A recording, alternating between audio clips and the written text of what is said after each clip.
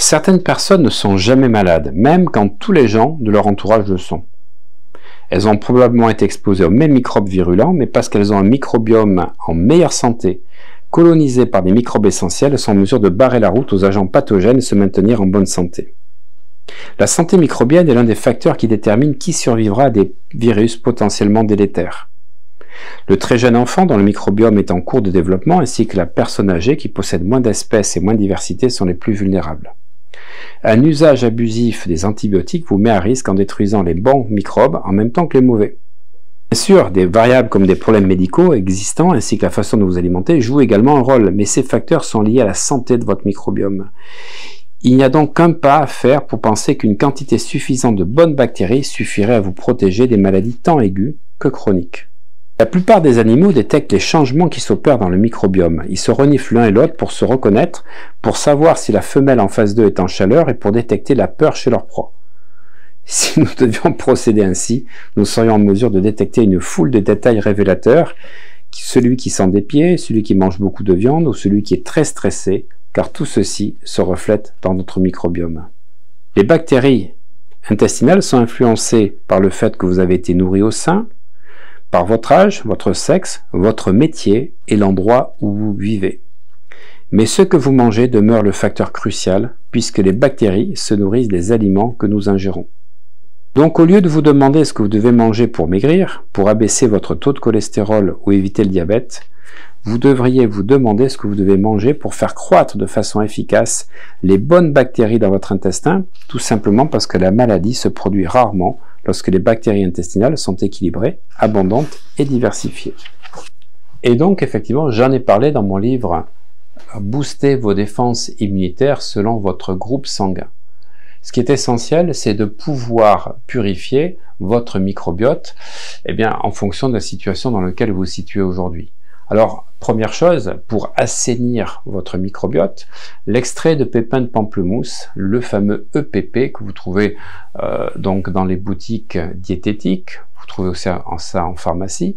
Mais attention, si vous prenez les médicaments de manière chronique, ne prenez pas les extraits de pépins de pamplemousse à moins de 4 heures. Je ne dis pas 2 heures, je dis moins de 4 heures du médicament.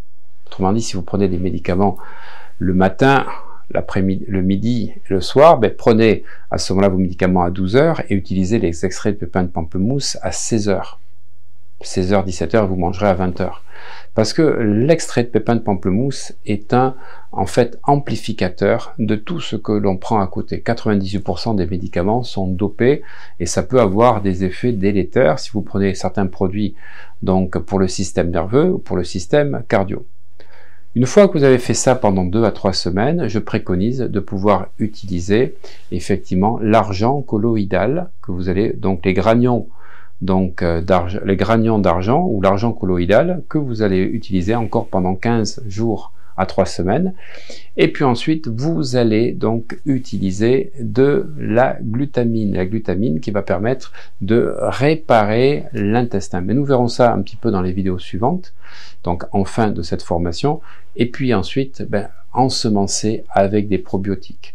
Pour tous ceux qui ont des problèmes digestifs, qui ont des problèmes de boulimie, qui ont des problèmes de diabète, qui ont des problèmes de cholestérol, utilisez une bactérie dont j'ai parlé dans mon livre Booster vos défenses immunitaires et que j'ai utilisé, et vous avez vu, j'ai perdu 12 kilos, à peu près 5 kilos pendant 4 mois, grâce à ce que j'appelle donc la L-gacérie. La L-gacérie, donc la forme lévogire de la gacérie, agit sur la leptine et sur la gréline, et cela va vous permettre donc de réguler, et j'ai fait ça pendant 9 mois.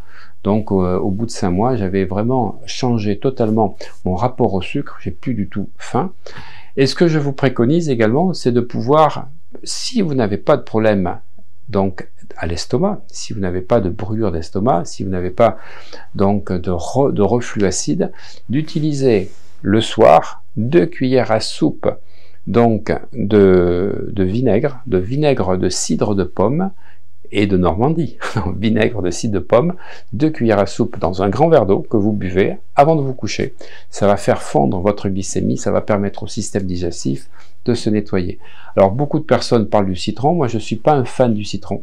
Je préfère utiliser donc le vinaigre de cidre le soir en se couchant, ou alors vous pouvez faire, et ça améliorera vraiment donc le système digestif, l'estomac, et de faire tout ce nettoyage, une demi-heure avant de passer à table. Voilà, mais nous allons reprendre le cours de la formation.